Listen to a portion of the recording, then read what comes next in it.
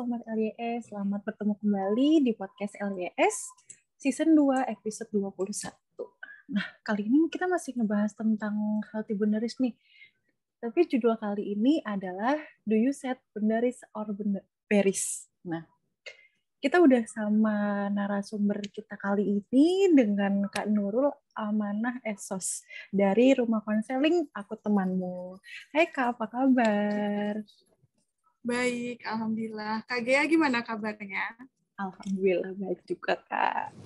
Nah, kalau boleh tahu, gimana sih Kak Rumah Konseling Aku Temanmu ini? Oke, rumah konseling Aku Temanmu ini sendiri bertempatnya di Banten ya, teman-teman. Jadi, rumah konseling Aku Temanmu ini adalah suatu organisasi yang berfokus pada isu kesehatan mental, dan kita fokus kepada 3 layanan, yaitu layanan informasi, edukasi, dan konsultasi. Jadi bagi teman-teman nanti kalau mau konsultasi, konseling secara online ataupun offline, boleh datang atau daftar pendaftarannya di IG kami, yaitu @akuteman_mu. Insya Allah semuanya gratis, dan teman-teman juga bisa kepoin kita di Instagram kita juga. Gitu. Oke, ini udah berapa lama Kak? Kalau untuk komunitasnya sendiri terhitung dari tahun 2018 ya, kalau tidak salah nih. Lupa ingat. Jadi masih terhitung baru, udah begitu lama. Kita masih mencari atau masih berjuang nih untuk menyebarluaskan pemahaman kesehatan mental di Indonesia. Oke, itu sangat penting sekali sih sekarang ya. Oke, balik lagi ke tema kita nih Kak. Nah, sebenarnya apa sih Kak? Apa sih kira-kira yang kita lakukan sekarang ketika mendengar judul kita kali ini yang Do You Set Boundaries or Berries nih? Nah, menurut Kakak sendiri, boundaries itu seperti apa sih Kak? Oke, boundaries itu sendiri itu erat kaitannya dengan kehidupan sosial ya Kak ya. Kita mungkin di kehidupan sehari-hari seringkali menemui perasaan yang kayak nggak enak nolak orang lain gitu ya. Ada yang minta tolong padahal kita nggak bisa, padahal kita juga waktunya nggak ada gitu buat nolong. Tapi tetap kayak kita iyahin karena kita nggak mau menolak orang itu. Betul nggak? Pernah nggak merasa kayak gitu Kak? Pernah banget sih. Iya. Nah, itu salah satu contoh ya, salah satu contoh orang yang mungkin belum bisa menerapkan self boundaries di kehidupannya. Nah, ada juga nih orang yang punya sahabat atau orang yang dekat banget ya di kehidupan kita gitu. Terus kita tuh kayak apapun yang kita rasain pasti kita cerita ke dia gitu. Apapun yang kita pikirin kita cerita ke dia. Dan alhasil apapun yang pengen kita ambil keputusan, kita nanyanya ke dia gitu. Kayak mau ngambil keputusan sendiri nih, kayak yang jadi ragu, takut salah nih, bener nggak ya? Hasil kayak kita nanya-nanya terus ke orang itu, dan jadinya malah ketergantungan gitu. Terus ketika kita nggak nanya ke dia, jadinya kayak ada perasaan khawatir, nih bener atau enggak ya gitu. Kayaknya dia yang paling tahu tentang diri saya deh gitu. Dia pasti tahu yang paling baik tentang saya itu gimana gitu. Padahal kan ya kayak yang tahu tentang diri kita kan ya diri kita sendiri ya kayak. Karena kan dari lahir yang menemani diri kita adalah tubuh kita sendiri, pikiran kita sendiri, ya Kak ya, bukan orang lain, bahkan orang tua sekalipun gitu.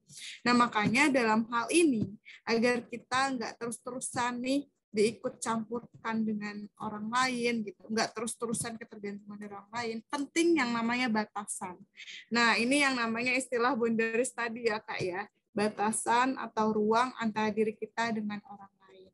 Karena sering banget ya Kak ya di kehidupan kita ini kayak mau nolak orang lain tapi nggak enak nih, orangnya deket, nanti dia kalau dia kecewa ke saya gimana, nanti kalau dia ngejauhin ke saya gimana, nanti kalau dia anggap saya nggak asik gimana gitu. Alhasil malah jadinya kita terjebak dalam ruang yang kayak nggak nyaman, dan kita terus-terusan nanti bisa jadi stres, dan itu yang berbahaya ya Kak ya. Oke, jadi seperti apa sih Kak boundaries yang baik itu sebenarnya? Boundaries yang baik ya. Nah, kalau misalnya ngelihat dari tujuannya sendiri ya kayak tujuannya untuk membangun self boundaries itu sendiri kan untuk meraih kesehatan mental yang baik ya, atau meraih diri kita yang menjadi baik-baik aja gitu, dalam kondisi yang nyaman gitu, menjalani kehidupan sehari-hari. Nah, karena itu membangun self boundaries yang baik itu sendiri kan tiap orang pasti berbeda-beda ya, karena lingkungan kita juga berbeda-beda, orang tua kita juga pasti berbeda-beda, bahkan saudara kembar pun ya, yang orang tuanya sama, lingkungannya sama, tapi kan pikirannya berbeda ya Kak ya. Nah, makanya membangun self boundaries yang baik itu pasti penilaiannya beda-beda nih tiap orang gitu. Nah, kalau Kak Gia sendiri nih, seperti apa sih dari Kak Gia sendiri gitu? Aku pengen tahu nih dari Kak Gia. Sih kadang-kadang aku juga mikir kayak yang tadi, yang kayak masih ngerasa nggak enakan, ngerasa apa, harus mengiyakan semua apa yang teman-teman mau, terus akhirnya memang ketergantungan, terus jadi terus lama-lama aku jadi kayak, aduh, energiku habis nih cuman gara-gara ngeiyain orang. Bener. Sedangkan mungkin pekerjaanku sendiri nggak selesai, jadi aku asal-asalan sama pekerjaanku sendiri mungkin ya, karena pengen menyenangkan orang lain. Nah, dari situ dimulai nih, aku kali ini aku harus belajar bilang enggak nih. Kalau misalnya kayak gini terus, mungkin aku yang bakal capek sendiri, terus waktuku buat diri aku sendiri pun nggak ada, kayak gitu kan. Benar. Jadi udah mulai, insya Allah sih lagi ditata gitu ya, buat masih buat saling belajar enggak lah ya Kak ya. Kalau misalnya emang masih bisa masuk, oke deh, ini juga buat kebaikan aku juga. Jadi masih belum sesempurna itu, tapi masih tepat lah ya. Memang namanya proses pembelajaran kan harus dilakukan terus-menerus sampai kita meninggal ya, pasti ya. Setuju banget. Pasti banget, ini nggak mudah ya Kak ya, untuk membangun self boundaries ya Kak ya. Karena kan ada kekhawatiran yang lain tadi ya Kak ya. Kayak yang semacam kita takut untuk dia merasa kecewa terhadap diri kita gitu ya. Takut dia kayak, gak asik banget sih lo gini doang, gak boleh gitu kan ya, kayak ada banget pasti teman-teman toksik kayak gitu. Terus ada lagi yang kayak bilang, duh kamu egois banget sih mentingin diri kamu gitu kan, ada aku juga di sini gitu. Jadi kayak ada pertimbangan ke arah sana yang kalau emang kita nggak tegasin gitu ya, nggak kita buat batasan, kita bakal terus-terusan terjebak ke arah sana gitu. Dan alhasil kita malah menghabiskan diri kita ke dalam hal-hal yang bikin kita nggak nyaman gitu ya. Padahal ada cara yang lebih cepat, yaitu mengomunikasikannya dengan baik gitu, dengan cara yang baik. Setuju nih. Nah. Aku juga mulai menyadari sih kalau misalnya ketika aku bisa mengomunikasikan hal itu dengan baik kepada temanku, akhirnya temanku juga merasa, oh oke, mungkin perbedaan ini ada nih ketika misalnya jam malam nih ya, teman aku bisa pulang jam 10 malam misalnya, tapi aku bisanya pulangnya jam 9. Akhirnya karena dengan komunikasi itu mereka mengerti dan oh ya udah deh, oke, kita selesai sampai jam 9 ya, karena ada nih teman kita yang pulangnya nggak bisa lebih dari jam 9 kayak gitu. Benar. Lebih enak kayak gitu sih ya, daripada akhirnya jadi nggak enak kayak gitu. Jadi teman kita juga kayak secara nggak sadar, secara nggak langsung ya, kayak mulai memahami diri kita gitu. Kita tuh yang seperti apa sih batasannya gitu. Dan mungkin wajar juga ya Kak ya, wajar juga kalau orang mungkin memberikan respon nggak sesuai ekspektasi kita gitu, atau sesuai kemauan kita gitu. Kayak misalnya memberikan respon awalnya kayak marah gitu ketika kita menyampaikan, atau rasa kayak ekspresi kecewa gitu ketika kita menyampaikan, dan itu wajar banget sih. Yang namanya nggak atau merubah suatu hal pasti ada hal yang membuat kita nggak nyaman dulu gitu. Tapi percayalah gitu, itu tuh bakal singkat kok kejadiannya ya nggak Kak? Kayak yang awalnya aja kok teman kita kayak gitu. Pasti yang namanya teman kita bakal lama-kelamaan dia juga akan paham gitu, di mana batasan kita, di mana yang membuat kita nyaman gitu, di mana yang dia boleh ikut campur dan di mana yang nggak boleh. Kayak gitu ya Kak ya? Bener iya, bener banget. Terus kalau misalnya, nah kan tadi soal kalau soal beneris sendiri nih ya, apa sih bedanya sama berisnya itu, Kak? Jadi apa Nah, perbedaan ya. antara beneris sama si beris? Nah, ini mungkin bisa kita ambil cerita kali ya, Kak ya. Biar kita cerita-cerita aja di sini ya, Oke, Kak ya. oke. Nah, kita bisa ambil cerita nih, saya permisalkan aja gitu. Ada seorang mahasiswa, misalnya inisialnya N deh gitu, biar enak nyebut. Mahasiswa inisialnya N. Dia itu lagi kuliah di universitas gitu.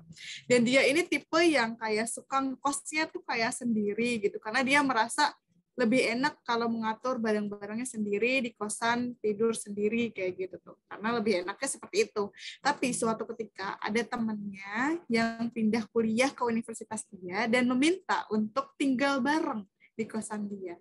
Nah, karena ngerasa kayak ih udah deket banget nih sama orangnya, nggak enak nih buat nolak gitu.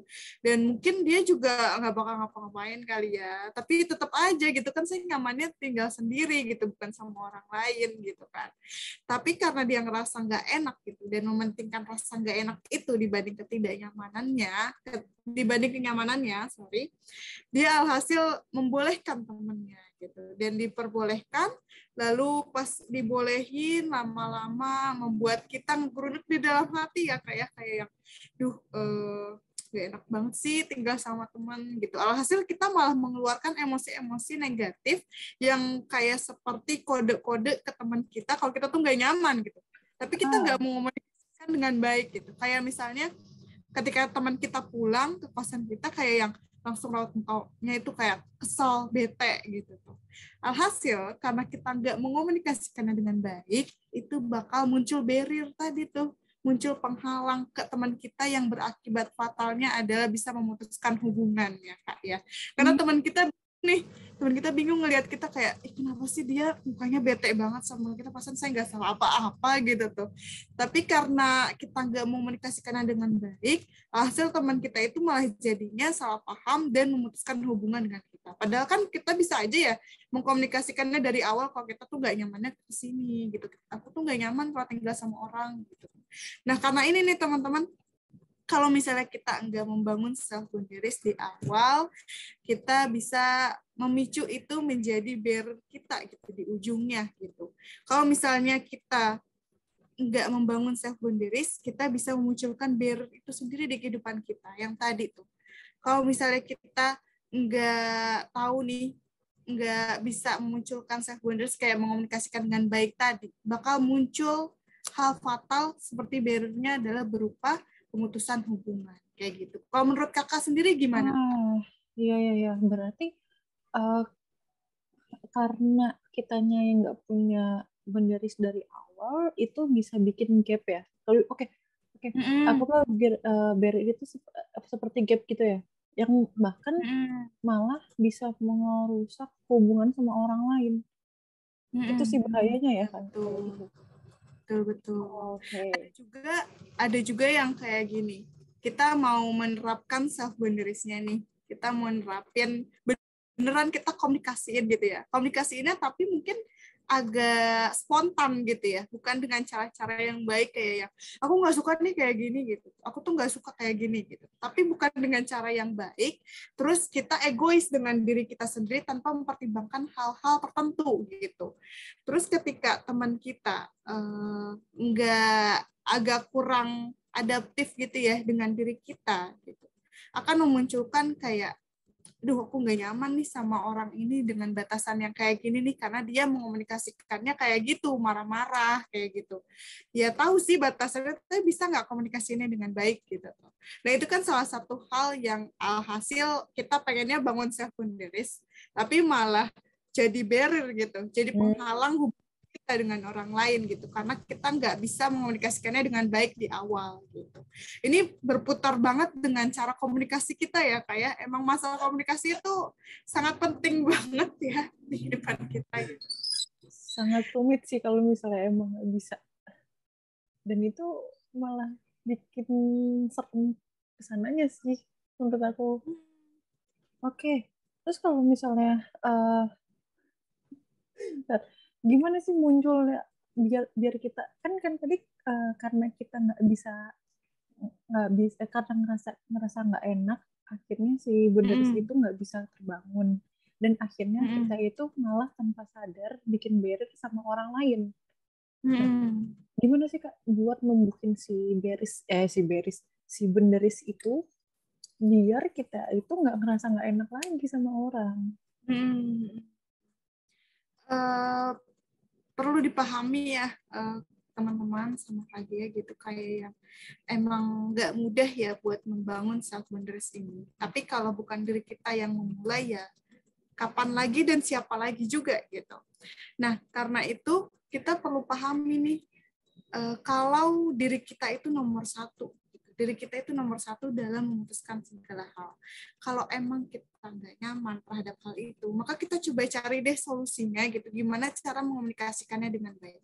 Misalnya nih, kalau emang kita udah tahu gitu ya, ini tuh nggak nyaman buat kita gitu. Kita udah pasti banget nih, udah yakin ini tuh bukan hal-hal sesuai dengan diri kita gitu. Maka kita cari-cari suasana atau kondisi yang sesuai untuk menyampaikan ketidaknyamanan kita. Misalnya kayak saya nggak enak nyampain ke mama saya, tapi mama saya itu paling enak diajak ngobrolnya tuh pas lagi jalan-jalan gitu.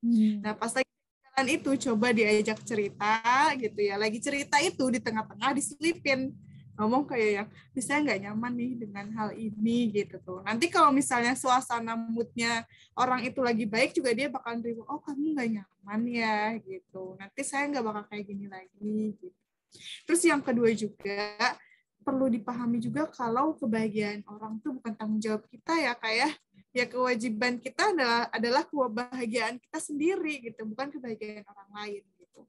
Mau orang lain kecewa ataupun tidak bahagia dan keputusan kita, ya itu adalah tanggung jawab dia pribadi gitu. Tanggung jawab kita adalah fokus kepada diri kita sendiri, kebahagiaan kita sendiri, kenyamanan kita sendiri. Kalau misalnya bukan diri kita sendiri yang mengutamakan kenyamanan kita, ya siapa lagi ya? Karena kan yang menjalani kehidupan kita sendiri adalah diri kita sendiri ya, bukan orang lain gitu ya Kak ya. Gak mungkin dong kita kayak yang terus-terusan ngutamain orang lain, padahal pikiran, terus tubuh kita juga yang menggunakan adalah diri kita sendiri gitu, bukan orang lain. Dan keputusan pun dampaknya adalah yang menerima bakal diri kita sendiri ya. Kenapa kita rapat-rapat nanya keputusan ke orang lain gitu? Bener banget. Nah, kalau gitu, itu kan bagaimana cara kita mengomunikasikan ya? Gimana nyari suasananya, gimana si boundaries yang bisa diterima sama orang lain itu seperti apa? Nah, kalau misalnya boundaries yang sehat itu seperti apa sih Kak? Boundaries yang sehat. Nah, kalau menurut Kak Gia sendiri deh, Kak Gia itu membayangkan boundaries yang sehat itu yang seperti apa? Kalau aku sih kayak misalnya aku tahu aku maunya apa, terus ketika aku tahu itu baik buat aku, makanya aku nggak mau orang lain ikut campur dalam keputusan aku, misalnya kayak gitu. Atau kalau misalnya aku udah mau melakukan ini, ya udah aku lakukan tanpa harus memikirkan orang lain dulu nih, karena emang dampaknya akan kembali lagi ke aku, seperti itu Kak. Bener nggak nih? Betul banget, betul. Nah, betul banget tuh yang tadi dikatakan sama Kak G ya. Kita harus tahu nih apa yang hal-hal yang boleh ikut campur orang lain, apa hal-hal yang boleh hanya diri kita aja yang tahu gitu. Atau simpelnya kita pikirkan deh sekarang kayak apa sih hal-hal yang pengen orang tuh berhenti melakukan hal itu ke diri kita gitu. Mulai dari situ gitu. Apa yang pengen orang lain berhenti melakukan itu terhadap diri kita. Terus apa yang kita inginkan orang lain itu berhenti melakukan itu terhadap lingkungan kita. Terus apa juga kebiasaan apa yang dilakukan orang lain yang pengen kita tuh dihentikan untuk dilakukan pada misalnya kayak kita tuh tentang ini deh, tentang fisik gitu. Misalnya ada orang yang dikit-dikit ngomong, jerawatnya gede banget sih gitu. Dia jadi candaan gitu ya, dia jadiin itu candaan. Padahal menurut dia itu cukup sensitif bagi dia karena dia tuh udah survive banget, udah berjuang banget untuk lepaskan jerawat di wajahnya gitu. Tapi dengan mudahnya orang lain bilang itu jerawat bisa nggak dihilangin aja gitu. Padahal ya tanpa dia juga dia berjuang gitu ya menghilangkan itu jerawat gitu. Nah, coba dikasihkan hal-hal yang pengen orang lain hentikan itu ke diri kita dengan baik gitu, kayak nanti lain kali jangan bilang seperti itu lagi ya, saya agak kurang nyaman gitu. Dengan cara-cara yang baik dan dengan kondisi yang lagi baik, pasti teman kita juga secara nggak langsung, secara nggak sadar bakal memahami kalau emang itu tuh sesuatu yang nggak bikin kita nyaman gitu. Karena kan kita hubungan sosial juga harus dalam kondisi saling nyaman ya Kak ya, nggak bisa salah satu pihak aja gitu. Kalau misalnya salah satu pihak aja nanti lama-kelamaan akan jadi bom waktu dan malah jadi memutuskan hubungan juga kayaknya. Iya, benar juga sih. Apalagi perempuan tuh paling sensitif banget kalau bilang soal fisik ya. Iya betul. Nah, maka itu adalah hal yang perlu dihindari banget sih ya. Hal-hal yang salah satunya dari fisik. Tuh gini, tiba-tiba kita suka sebel, kadang-kadang suka sebel sendiri itu. Kayak misalnya kita gitu udah lama nggak ketemu sama orang. Misalnya udah hampir setahun lah kita nggak ketemu sama orang yang biasanya kita sama-sama kayak gitu. Terus tiba-tiba ketemu. Terus dia mukanya udah gini. Dia kedutan ya. Iya. Itu emang nggak ada kata-kata lain apa yang bisa diucapkan untuk basa-basi gitu. Ini basa-basinya basi banget ya kalau gitu ya. Bener. Ini udah sebel dan itu ya, bener. apaan sih gitu jadi kayak gitu loh. Ngerut aja nih. Nah, karena kayak emang gak ada pilihan lain apa ya selain bilang itu. Kayaknya ada banyak obrolan lain deh selain menyinggung hal itu gitu. Kan masih bisa nanyain kabar, bisa menanyain, sekarang sibuk apa? Itu masih better ya daripada harus kayak terus dengan dari jauh itu udah benar. Mukanya tuh udah kelihatan kayak gitu. Udah Iya benar. Dari ekspresi gitu. Oke, berarti tiap orang itu berarti pasti punya benerisnya masing-masing dong kalau gitu. Entah itu ya, masalah fisik tadi berarti orang lain belum tentu orang lain itu nggak suka dibilang kayak gitu atau mungkin hal-hal yang lain gitu Kak. Betul banget Kak, udah pasti ya tiap orang karena kita lingkungannya dan lahirnya juga beda-beda tempat gitu ya, udah pasti self boundaries yang dibangun itu sesuai kebutuhannya masing-masing atau sesuai batasnya masing-masing. Belum tentu nih ya, di aku misalnya aku sensitif banget nih kalau misalnya ada yang ngebahas tentang fisik gitu. Nah, belum tentu di KGA yang juga sensitif akan hal itu gitu. Misalnya kalau KGA sensitifnya dengan pencapaian kayak gitu kan beda-beda ya kayak. Nah, karena itu kita harus mengomunikasikannya nih dengan baik yang mana nih bagian mana yang kita tuh sensitif kalau dibahas hal itu. Kita tuh kurang nyaman kalau dibahas hal itu. Kita tuh agak kurang nyaman kalau orang itu ikut campur tentang hal itu gitu. Kan ada juga ya Kak macam-macam dari self boundaries ini. Misalnya dari bidang pencapaian tadi gitu. Tentang pekerjaan, misalnya tentang karir, terus tentang hubungan seksual juga bisa gitu. Tentang spiritual juga bisa gitu. Kita buat batasan-batasan mana yang membuat diri kita nyaman gitu, hal-hal apa yang membuat diri kita nyaman dan mana yang membuat diri kita nggak nyaman. Dan tentunya harus berani untuk menolak ya Kak ya, berani untuk berkata tidak, tapi dengan cara-cara yang baik tentunya. Oke.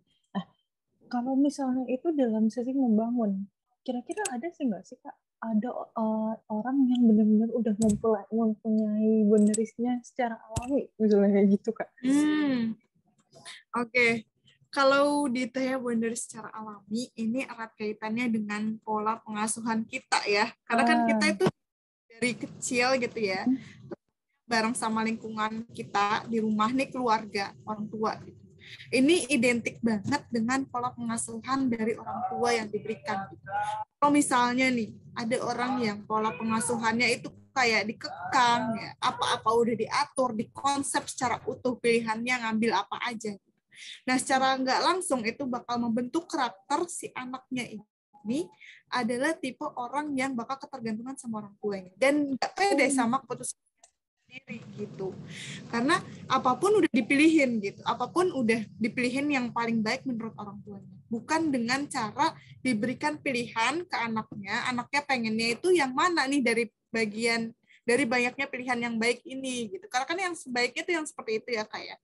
Tapi ada beberapa orang yang kayak gitu dikekang dan alhasil dia nggak bisa atau kesulitan membangun self boundaries di kehidupan dewasanya nanti gitu. Makanya kalau misalnya ditanya secara alami, nah alami ini identik dengan pola pengasuhan tadi. Tuh, misalnya kalau emang dari orang tuanya pola pengasuhannya dan lingkungannya ini udah suportif, cara pengajarannya udah baik, pola pengasuhannya udah baik, maka dia secara alami gitu akan terbentuk self boundaries dan tahu gitu yang mana yang baik, yang mana yang buruk, yang mana yang masuk ke dalam privasi, yang mana yang boleh ikut campur tangan orang lain gitu sikap palinnya. Oh, sih berarti Dia emang erat banget. bisa udah ditanamkan sejak si anak itu masih kecil ya, dengan ngasih pilihan-pilihan kayak gitu. Nah, berarti dengan tahunnya dia udah tahu maunya apa dan alasannya apa, itu udah bisa ngajak anak untuk ini dong, berarti ya udah ngebangun boundariesnya itu sendiri ya kalau gitu. Betul. Makanya penting banget ya Kak ya untuk mengajarkan batasan ke anak gitu. Kayak misalnya sesimpel kayak kamu kalau di luar harus pakai baju gitu tuh. Kamu kalau di luar nggak boleh megang bagian temennya, bagian sensitif tuh nggak boleh gitu tuh. Itu kan salah satu aja pola pengasuhan orang tua ya. Kalau misalnya orang tua nggak mengajarkan hal itu, kan anak-anak juga nggak tahu yang mana yang baik dan yang mana yang benar ketika masih anak-anak. Nah, kalau misalnya dari kecilnya udah dikasih pengasuhan yang baik, udah dikasih tahu batasan mana gitu yang boleh orang tua aja, boleh orang lain juga gitu, boleh diri sendiri aja yang tahu gitu. Itu pasti bakal secara alami akan terbentuk self boundaries-nya dari sampai dewasa gitu sih, Kak. Oke. Untuk itu berarti peran orang tua itu sangat signifikan banget dong untuk menumbuhkan si boundaries itu dong, Kak. Iya, betul banget. Karena peran untuk menumbuhkan sikap self boundaries ini sangat berpengaruh dari lingkungan dan orang tua.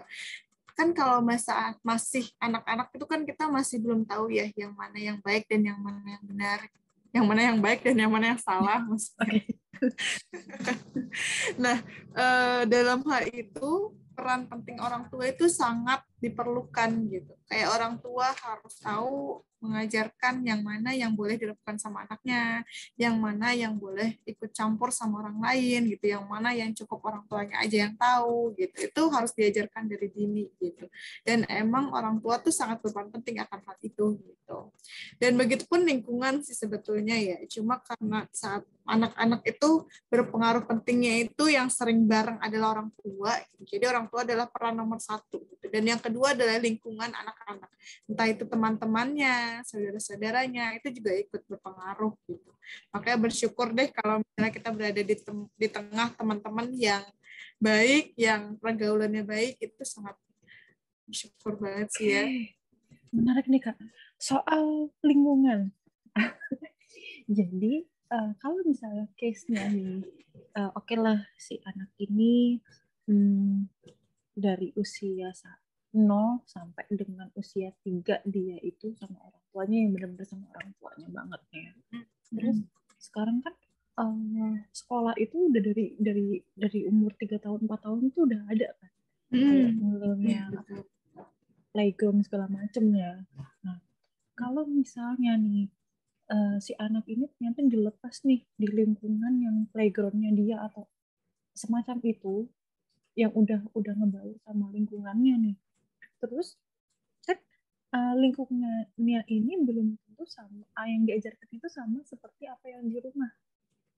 Nah, bagaimana sih mengantisipasinya biar si dia itu nggak terkontaminasi nih, Kak? Sedangkan ajaran di orang tuanya tuh seperti ini, ternyata tuh berbanding kebalik sama apa yang ada di lingkungannya gitu.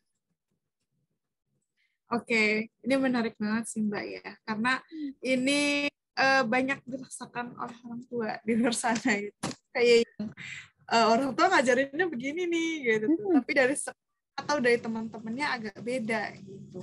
Nah, ini balik lagi ke pondasi yang kita tanamkan ke anak-anaknya sih Mbak, menurut aku ya. Jadi kayak kita harus bisa menyampaikan ke anaknya dan membuat anaknya memahami gitu, memahami yang mana batasan-batasan yang penting. Dan orang tua juga penting juga nih untuk menempatkan anak-anaknya di lingkungan yang baik. Karena nggak sembari kayak yang asal banget, yang penting sekolah deh gitu. Itu juga nggak baik gitu ya. Karena orang tua juga harus menempatkan, harus tahu dulu lingkungan sekolah yang baik itu yang sekolah mana sih gitu. Yang apakah yang religius banget gitu, ataukah yang ada di tengah-tengah lingkungan yang sangat suportif atau gimana gitu. Itu penting juga penempatan itu. Terus yang kedua juga yang pondasi tadi gitu. Kadang ada anak-anak yang ketika dia udah disampaikan oleh orang tuanya, udah face to face gitu ya, secara kontak mata gitu ya, ditatap muka, diomongin baik-baik, itu anak akan paham gitu Kak. Kayak yang, oh ini nggak boleh nih, kata mama saya nggak boleh, kayak gitu kan. Ada beberapa anak kayak, kata mama saya nggak boleh kayak gini gitu tuh. Nah itu karena pondasinya udah kuat dari orang tuanya, disampaikan akan hal-hal yang boleh gitu terkait self boundaries ini gitu. Nah makanya ini penting banget peran orang tua ini. Nah karena di masa ini juga ada kaitannya juga ya, pengaruh dari guru juga ya, karena udah disekolahin dari semenjak kecil banget gitu. Makanya perlu ada kesepakatan juga nih dari orang tua dan guru, kayak semacam diskusi aja gitu. Kalau anak saya ini dibentuknya dalam konsep kayak gini, jadi dari gurunya tolong ya dibantu untuk membentuk karakter anak yang seperti ini gitu, atau anaknya tuh yang kayak gini gitu orangnya gitu, karena keluarganya seperti ini, itu perlu disampaikan. Ini balik lagi dengan masalah komunikasi yang tadi ya Kak ya. Dan ada juga yang orang tuanya yang kayak nggak tahu anaknya tuh kayak gimana. Ini yang lebih bahaya ya, kayak malahan kayak yang penting udah disekolahin gitu, yang penting akhlak dan karakternya udah dipelajari di sekolah, saya nggak mau tahu gitu. Dan itu kan jadi pembelajaran lagi gitu ya, dimana si anak ini jadinya nggak dapat kasih sayang dari orang tua gitu, taunya hanya guru, taunya hanya teman-teman gitu, dan akan menimbulkan masalah baru lagi jadinya ya kayak. Oke. Cukup serius ya jadinya ya, karena emang jadi hal itu akan membawa dia sampai dewasa gitu, dan itu sangat bahaya banget sih.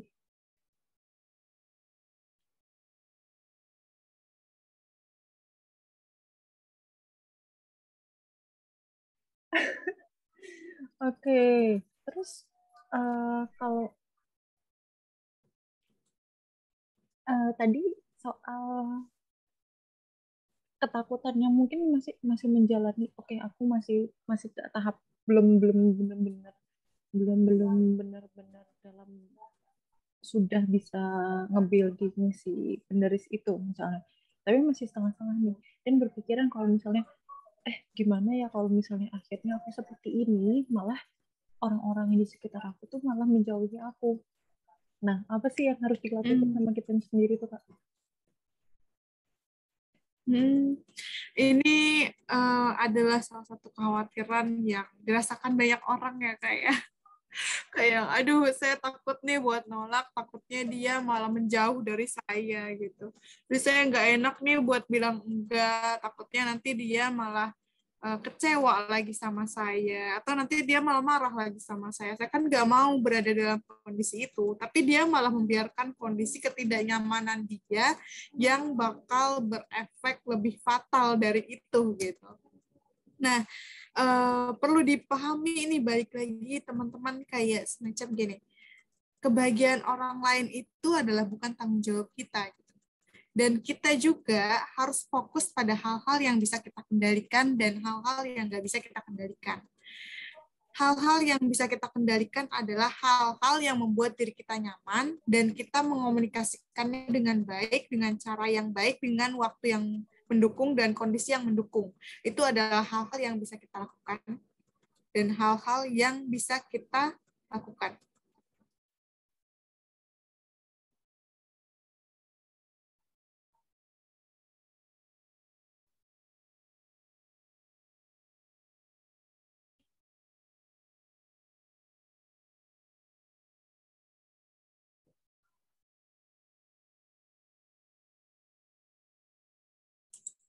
Oke, jadi kita fokus kepada hal-hal yang bisa kita kendalikan dan hal-hal yang nggak bisa kita kendalikan.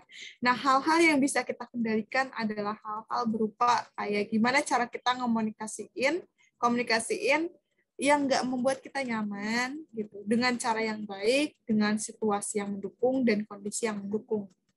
Sedangkan hal-hal di luar kendali kita adalah respon orang lain tadi. Gitu. Ketika kita udah mau komunikasikannya dengan cara yang baik, dengan situasi yang baik, gitu.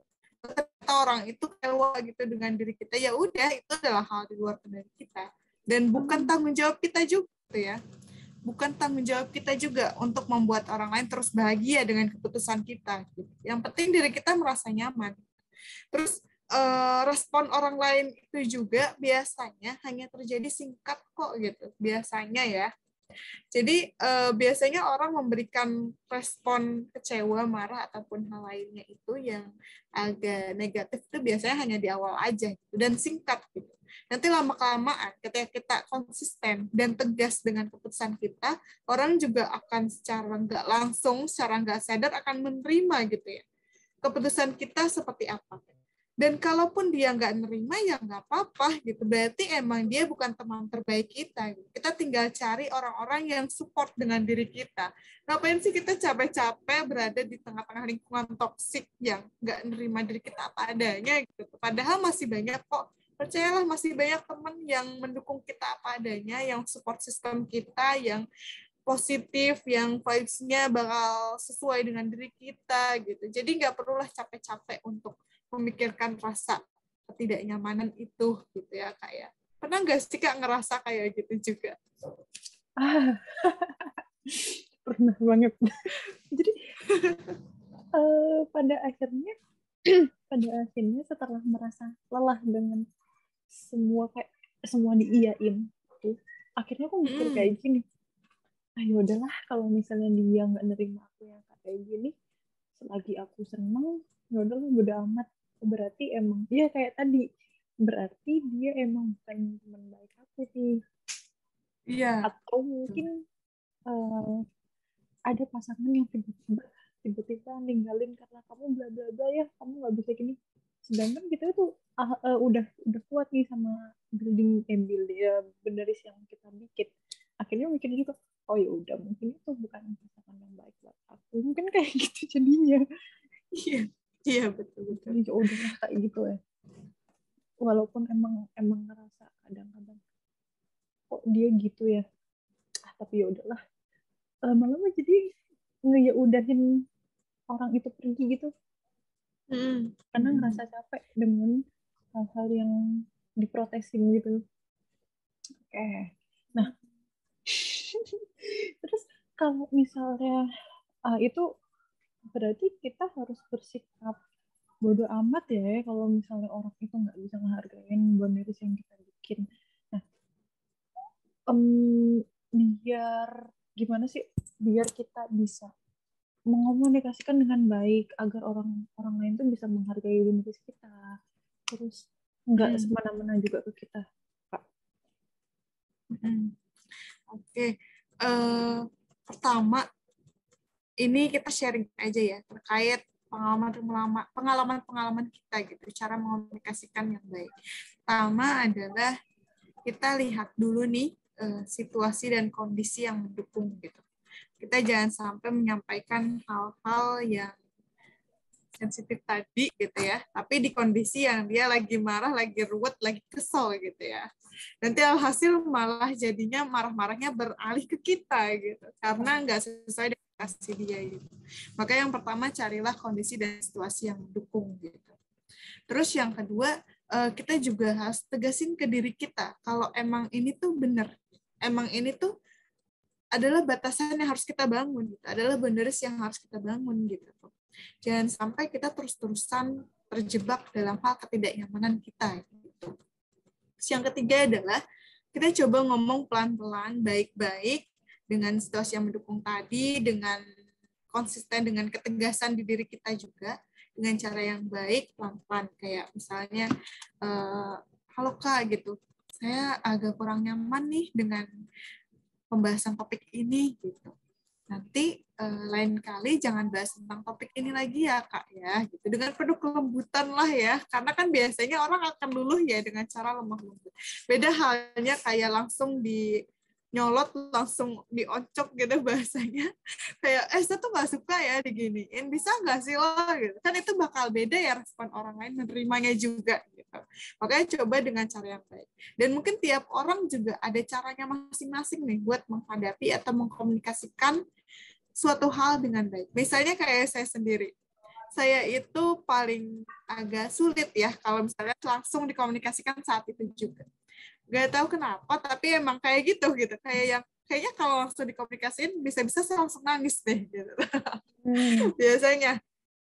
Cara komunikasiinnya adalah biasanya lewat chat. Jadi kayak udah hatinya dibuat damai dulu. Hatinya dibuat damai dulu, dibuat relax dulu. Habis itu langsung chat ke orangnya kalau saya emang agak kurang nyaman tentang hal ini gitu, nanti jangan bahas hal ini lagi ya kayak gitu. Dan dari situ nanti teman juga bakal ngomong, oh iya berarti tadi kamu agak kurang nyaman ya pas perkumpulan tadi gitu, nanti saya akan menjadi lebih baik lagi deh, nanti kalau saya melakukan hal yang sama ingetin ya. Biasanya dengan cara-cara itu teman juga bakal ikut memahami ya. Nah, itu cara-cara dari saya nih. Kalau cara-cara dari Kak Gea, biasanya gimana cara komunikasinya? Iya sih, bener. Kalau aku emang harus diiniin dulu. Apa sih kayak, oke, orang mau negur ke aku. Kalau misalnya mau bikin aku nggak tersinggung, mungkin aku harus diselimurin dulu atau ngebahas yang dari dulu nih. Iya bener, bikin kita adem dulu. Kalau misalnya udah adem, baru kalau misalnya ngebahas itu fine aja, meskipun itu sakit ya, apa yang diomongin itu sakit, tapi emang sih ketika kita udah relax, apapun yang diobrolin itu jadi nggak jadi kepikiran banget lagi gitu. Atau mungkin aku lagi kesel sama orang itu, aku lagi kesel sama seseorang, terus habis itu dia tiba-tiba ngechat aku dengan nada yang enak atau gimana. Aku lebih milih untuk bales chat itu nanti besoknya atau nanti malamnya setelah aku benar-benar udah nggak sakit hati lagi sama dia atau lagi marah. Berarti itu emang cukup efektif sih buat aku, karena aku bisa ngeredemin amarah aku dulu gitu, daripada aku balasnya dengan meledak-ledak juga. Betul banget. Kita juga punya caranya masing-masing ya Kak ya, buat tahu cara baik buat komunikasiin hal-hal yang pengen kita sampaikan gitu. Iya sih, bener banget. Iya sih, kita nyadar ya apa yang kita butuhin sama yang enggak gitu ya. Oke, Kak. Kakak kasih closing statement buat soulmate LYS yang nonton episode ini.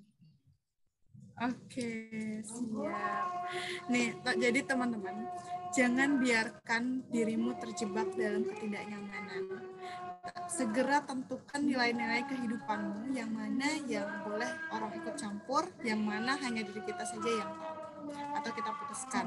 Nggak perlu deh capek-capek mikirin ketidaknyamanan kita, mikirin rasa nggak enak, rasa kesalahan kita gitu. Padahal ada cara yang lebih baik, yaitu dengan cara mengkomunikasikannya dengan baik, dengan cara yang baik. Paling segitu aja sih Kak. Jadi teman-teman jangan perlu untuk ngerasa nggak enak lagi untuk menolak ya Kak ya. Walaupun sulit, tapi harus dicoba dari sekarang. Oke, makasih banyak ya udah ngobrol sama aku nih Kak. Yes ya. Udah mau berbagi cerita sama soulmate kali ya, sudah mau sharing pengalamannya. Terima kasih juga untuk Soulmate LYS yang sudah menonton podcast kita kali ini. Soulmate LYS juga bisa ngedengerin podcastnya di Spotify, Love Yourself Indonesia, dan jangan lupa juga untuk ikutin Instagram Love Yourself Indonesia. Di sana banyak konten-konten yang mungkin dibuat Soulmate LYS. Juga kalau misalnya mau lebih tahu dalam lagi tentang kamu aku konseling rumah konseling aku temanmu itu di Instagram mana Kak? Di @akuteman_. Di situ ada lebih banyak kegiatan kita. Oke, makasih banyak ya Kak. Sampai jumpa lagi. Makasih juga.